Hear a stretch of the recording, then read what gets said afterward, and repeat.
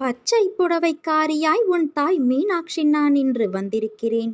வேண்டும் வரம் தரும் மருதாணியை தொட்டு இன்று உன் வேண்டுதலை நீ மனதார பதிவிட்டு இருக்கிறாய்.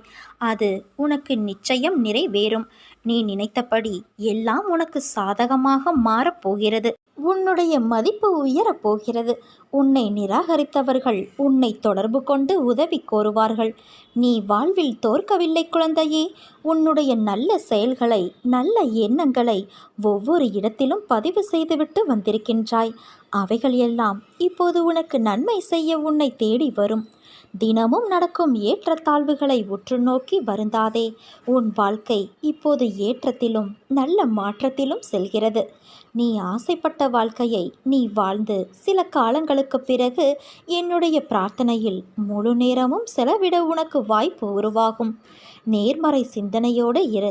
நல்ல நிகழ்வுகள் நிச்சயமாக நடக்கும். ஒரு நாளும் நீ எடுக்க நினைத்த முயற்சியிலிருந்து விடுபட நினைக்காதே. முழுவதுமாக அதில் ஈடுபடு. எதற்காகவும் எந்த விதமான சூழ்நிலையிலும் கவலைப்படாமல் இரு. உன்னை இந்த அற்புதமான அழகான உலகத்திற்கு அறிமுகப்படுத்தியது நான். உன்னை நிச்சயமாக அனைத்திலும் இருந்து பாதுகாப்பேன். நீ விரும்பியது அத்தனையும் உனக்கு நான் வழங்கப் போகிறேன். எதற்காக காத்திருந்தாயோ அது விரைவில் உன்னை தேடி வரும். உன் வாழ்க்கையே ஒரு போராட்டக் களம். அந்த போராட்டக் களத்திலிருந்து நீ இப்போது மீண்டு வந்திருக்கின்றாய். நீ பட்ட வேதனையிலிருந்தும் விடுபட்டு விட்டாய். உன் கர்ம பலன்களை முழுவதுமாக நான் ஏற்றுக்கொண்டேன் குழந்தையே. இனி உயரப் போகிறாய். அனைத்திலும் வெற்றி பெறப் போகிறாய். நான் நடத்தி காட்டுவேன். உன்னோடு நான் இருக்கிறேன். நிச்சயம் நீ உயர்ந்த நிலைக்கு போகத்தான் போகிறாய். பொறுமையாக இரு. நான் என்றும் உன் நிழலாக இருப்பேன். தேவையில்லாமல் உன்னை நீ வருத்தி கொள்ளாதே குழந்தையே. நீ உன் வாழ்க்கையில் தத்தளித்து கொண்டு இருக்கிறாய் என்பதை நான் அறிவேன். உன்னை என் கரம் கொண்டு இறுக பிடித்து காப்பாற்றிக் கொண்டு இருக்கிறேன். இன்னும் சில நாட்களில் அனைத்தும் மாறும். உன் எண்ணங்கள் அனைத்தும் நிறைவேறப் போகிறது. யாரும் இல்லையே, எல்லாம் தவறாக நடக்கிறதே, என்ன செய்வது என்று நினைக்காதே. நான் உனக்காகத்தானே இருக்கிறேன். நிதானமாக யோசித்து செயல்படு. அவசரப்படாமல் பொறுமையாக இரு. உன்னை விட்டு யார் விலகினாலும் அதையே நினைத்து கவலைப்படாதே. எல்லாம் நன்மைக்கே என்று எடுத்துக்கொள். யார் உன்னை வெறுத்தார்களோ, யார் உன்னை உதாசீனப்படுத்தினார்களோ, யார் உன் நம்பிக்கையை கெடுத்தார்களோ அவர்கள் முன் நீ மேன்மேலும் வளர்ச்சியடைந்து உன் வாழ்வில் வெற்றி பெறப்போகிறாய். உனக்கு வரும் அத்தனையையும் நானே ஏற்பேன். என் அனுமதியில்லாமல் இங்கு எதுவும் நடக்காது. அதனால் கலங்காதே. அனைத்தும் பொடி பொடியாக போகிறது. உன் மனம் தெளிவாகும். நீ இழந்ததையெல்லாம் மீண்டும் பெறுவாய். என் செல்ல பிள்ளையான உனக்கு குறைகள் ஏற்படாமல் நான் பாதுகாப்பேன் என் தங்கமே. ஒன்றை மட்டும் நினைவில் வைத்துக்கொள். உன் வாழ்க்கையில் இக்கட்டான நிலையில் எடுக்க வேண்டிய முடிவுகளை எல்லாம் நீயே முடிவு செய். உன்னுள் இருக்கும் நான் அதற்கு உதவி புரிவேன். உன் செயல் அனைத்துமாக நானே இருப்பேன். எவர் ஒருவரும் உன்னுடைய வாழ்க்கை பயணத்தை புரிந்து கொள்ளப் போவதில்லை. நீ இங்கு வாழ்வது உன் வாழ்க்கையை வாழத்தானே தவிர ஒவ்வொருவரும் உன்னை புரிந்து கொள்வதற்காக அல்ல. இதை என்றும் நீ நினைவில் வைத்துக்கொள். நீ நம்பிக்கையோடு இரு. நல்லதே நடக்கும். இன்று உன் வீடு தேடி நான் வருவேன். உன் தேவைகளை நிறைவேற்றுவேன். இது நீ வணங்கும் தெய்வமான என்னுடைய சத்திய வாக்கு. உனக்கான வாழ்வில் நடக்கும் விஷயங்கள் எல்லாம் ஏற்கனவே தீர்மானிக்கப்பட்டது.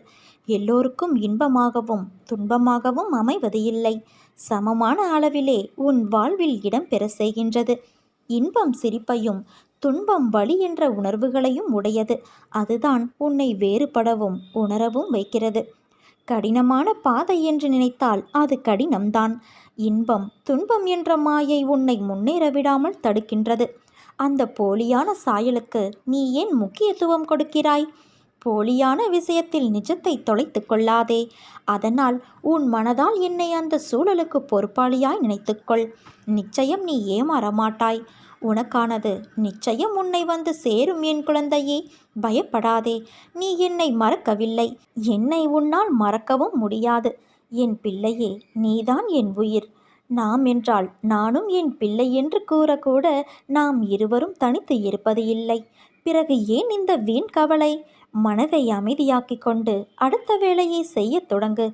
உழைத்து செயல்படு. அதற்கான வெகுமதியை பற்றி நீ சிந்திக்காதே. அது என் பொறுப்பு. ஒன்றை மட்டும் நினைவில் கொள் குழந்தையே, நீ செய்யும் வேலையை உனக்கு தருபவர் நான். அதனால் நீ நிச்சயம் வெற்றியை சூடிக்கொள்வாய். புதிய வாழ்க்கைக்கு என் அன்பளிப்பும் பாசமும் என் அருளும் அன்பும் பிள்ளையான உனக்கே தருகிறேன். என் முழு மனதில் இடம் பிடித்த உனக்கு என்றுமே நல்லது மட்டுமே நடக்கப் போகிறது. தன்னை என்னிடம் சமர்ப்பித்துவிட்டு எவன் எப்போதும் என்னையே நினைத்து கொண்டு இருக்கிறானோ அவனுக்கு நான் கடமைப்பட்டவனாவேன். அவனுக்கு நான் உணர வைப்பேன். அவனது கடனை தீர்ப்பேன். என் தங்கமே, வானளவில் உள்ள ஆழம்தான் இந்த உலகம். இதில் மேகங்கள் போலத்தான் உன் வாழ்க்கையும். அதில் வாழ்க்கையை நெறிகளோடு கூடிய வாழ்க்கையாய் பார்த்து வாழ்பவர்கள் மிக குறைவு. என் பிள்ளைகளுக்கு முதலில் நான் பயிற்றுவிப்பது ஒழுக்கமும் நேர்மறையான நெறிகளும் தான். அதில்தான் நீ இப்போது இருக்கின்றாய். பயிற்சி நடக்கும்போது சில போராட்டங்கள் குழப்பத்தால் நிகழும். அதில் இது எதற்கு, நல்லதா கெட்டதா என குழம்பி முடிவுகள் எடுக்க முடியாமல் போகும். அப்படிப்பட்ட தருணங்கள் நிறைய வரலாம். அப்படி வரவில்லை என்றால்தான் பயிற்சியின் முறைகள் சரியில்லை என்று அர்த்தம். பயிற்சியில் தோல்விகள் வெற்றிகள் என இரு முனைகளும் இருக்கும். அதில் வெற்றிக்காக மட்டுமே போராடு. தோல்வி ஏற்படுகிறது என்றால் நான் உனக்கான பெரிய வெற்றிக்கான கதவை அந்த தோல்வியில் வைத்து சாவியாக உனக்கு அனுப்புவேன் என்ற உண்மையை உணர்ந்து கொள் குழந்தையே. தோல்வியை எதிர்நோக்குபவர்கள் சாதனையாளர்கள் என்பதை மனதில் வைத்து என்மேல் நம்பிக்கை வைத்து பொறுமையோடு காத்து கொண்டிரு. விரைவில் ஒரு நல்ல செய்தி உன் செவிக்கு வந்து சேரும். இருளை கண்டு மிரளாதே. வாழ்க்கை என்றால் இன்பமும் துன்பமும் இணைந்ததுதான். இன்பத்தை மட்டுமே அனுபவித்தவனும் இல்லை, துன்பத்தை மட்டுமே அனுபவித்தவனும் இல்லை. கடினமான காலங்களில் நீ எதிர்கொள்ளும் அனைத்து பிரச்சனைகளும் உனக்கான வாழ்க்கை பாடத்தை கற்றுக் கொடுக்கவே வருகிறது. இதை நீ உணர்ந்தாலே போதும் என் குழந்தையே. உன் மனம் நிச்சயம் சீராகும். வாழ்க்கையில் எதுவுமே காரண காரியங்கள் இல்லாமல் இங்கு நடக்காது. எல்லாவற்றிற்கும் பின்னால் ஒரு காரணம் நிச்சயம் இருக்கும். அது ஒரு வழிகாட்டியாய் உன்னை அழைத்துச் செல்லும். நீ பயணிக்கும் இந்த வாழ்க்கையில் சிலர் குறிக்கோளோடு இருப்பார்கள், சிலர் குறிக்கோள் இல்லாமல் இருப்பார்கள். குறிக்கோள் என்பது ஒன்றின் மேல் மட்டும் இருக்கக்கூடிய அம்பு. அந்த அம்புகள் நிறைய இருக்கலாம். ஆனால் அதற்கான இடம் ஒன்றுதான். அந்த இடத்தின் மேல் மட்டும்தான் அது நிற்க முடியும். முதலில் குறிக்கோள் என்பது வாழ்க்கைக்கா அல்லது உன் வாழ்க்கையின் முன்னேற்றத்திற்காகவா? வாழ்க்கைக்கான அர்த்தத்தை தான் எல்லோரும் தேடுகிறார்கள். ஆனால் வாழ்வதற்கான அர்த்தங்களையும் நோக்கங்களையும் இங்கு யாரும் தேடுவது இல்லை. அதை தேடியிருந்தால் வாழ்க்கையை எப்போதோ வென்றிருக்கலாம். காரணம், அது வெற்றிக்காக கற்ற பாடமாய் இல்லாது உண்மையான வெற்றி என்பது யாது அந்த வெற்றியை உணர வைக்கும் பாடமாய் அது அமையும். எப்படி குறிக்கோள் இல்லாத அம்பு அதன் இலக்கை நோக்கி போவது இல்லையோ அதை போலவே குறிக்கோளை நோக்கி இல்லாத வாழ்க்கையும் என்று சொல்வார்கள். அதே போல நிலையில்லாத இடத்திற்கு குறிக்கோள் எய்துவதும் ஒன்றுதான். அதனால் வாழ்க்கையை நோக்கி வாழ்வதற்கான அர்த்தத்தின் ஒரே இடமாய் கொண்ட குறிக்கோளாய் அதை பார். உன் பாதையின் அழகை சொல்ல நீ வார்த்தைகளை தேடுவாய்.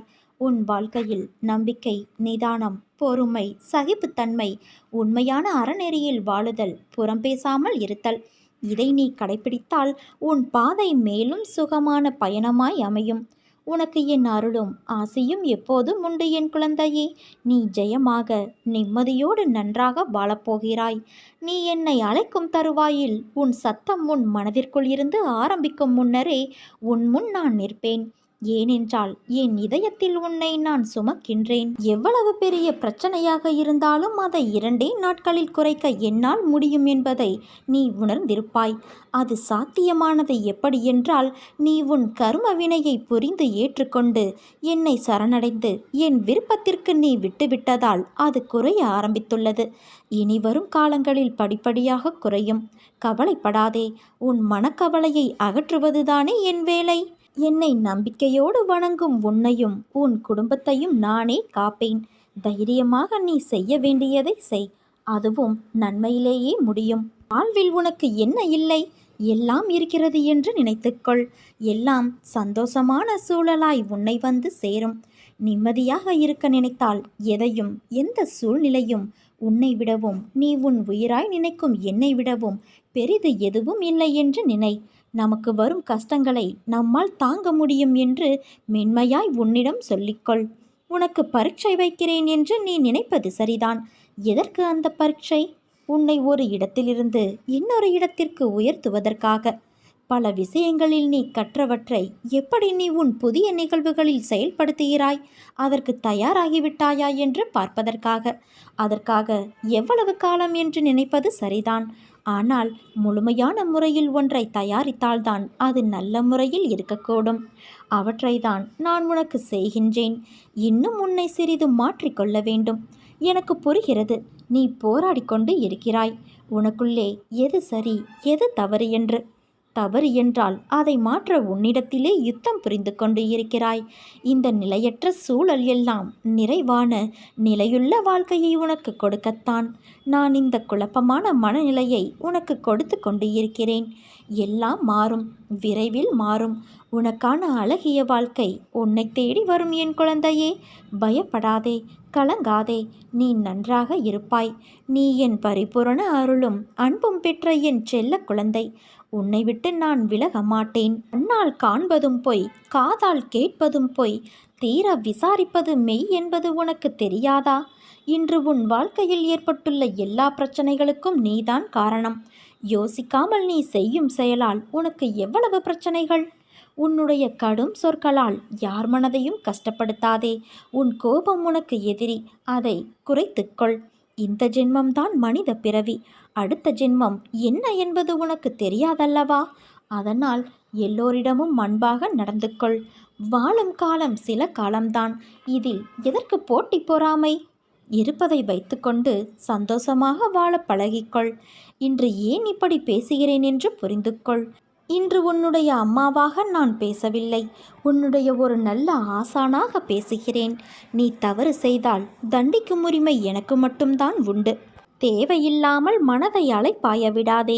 அது உனக்கு நல்லதல்ல குழந்தையே. நீ இழந்த அனைத்தும் உன்னிடம் வந்தடையும் நேரம் வந்துவிட்டது.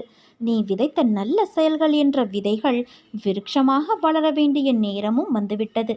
அது கனி கொடுக்கும் காலம் மிக அருகில். அதை ருசிக்க நீ தயாராக இரு.